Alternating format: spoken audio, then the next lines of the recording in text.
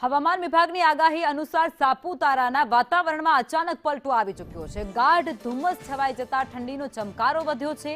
સાપુતારામાં આહલાદક માહોલ સર્જાયો છે। બદલાયેલા વાતાવરણથી પ્રવાસીઓમાં ખુશી જોવા મળી છે। વરસાદી વાતાવરણથી પાકને નુકસાનની ભીતિ અત્યારે સેવાઈ રહી છે અને તેને જ કારણે ખેડૂતોમાં ચિંતા પણ વધી ચૂકી છે।